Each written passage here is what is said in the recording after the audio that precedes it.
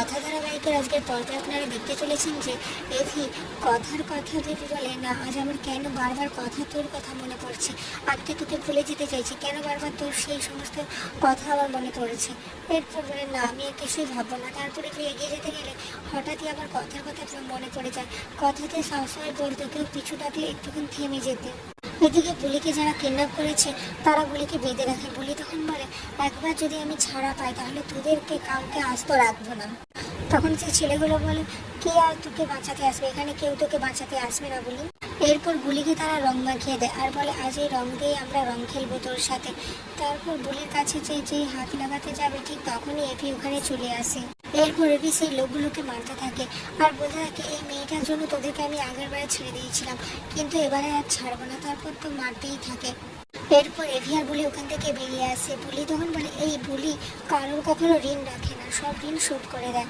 তারপরে এভি বুলিকে পেছন থেকে রাখলে বুলি তখন বলে, যা পেছন থেকে রেখে দিলে তো। এভি এটা শুনে চমকে যায়, বলে, কি বললে তুমি? বুলি তখন বলে, না আমি কিছু বলিনি। এরপর এভি বুলিকে গাড়িতে বসতে বললে বুলি বলে, আপনি গাড়িতে বসতে বলছেন কিন্তু পেছনে তো কোনো জায়গায় নেই, সব বোতলে ভর্তি। এরপর বুলি কথা যেখানে বসে সেই ফ্রন্ট সিটটা বসে পড়ে। এভি তখন মনে মনে ভাবে, কথা চলে যাওয়ার পর থেকে আমি এখানে কাউকে বসতে দেয়নি, আজ এই ননসেন্স মেয়েটাকে এখানে বসতে দিলাম। এরপর এভি বুলির সিট বেল্ট আটকে দেয়। পরের দিন সকালবেলা রিচা সবাইকে বলে সে সবার জন্য ব্রেকফাস্ট বানাবে। তখন কাকিয়া বলে, না এভি আমাদের সাথে খায় না, এভি আলাদা খায়। আসলে ও তো কথার কথা শুনতো আর কারোর কথা শুনতো না। এটা শুনে রিচা মনে মনে ভাবতে থাকে, কথা মারা গেছে অনেকদিন হয়ে গেছে, এখনো সেই কথা কথা আর কথা। এদিকে পুলিশ স্টেশনে বুলি আর বুলির ভাই বোনদেরকে নিয়ে আসা হয়। বুলি সেই প্রত্যেককে দেখে বলে, আমরা তো কোনো অন্যায় করিনি, তাহলে আমাদেরকে কেন ডাকা হয়েছে?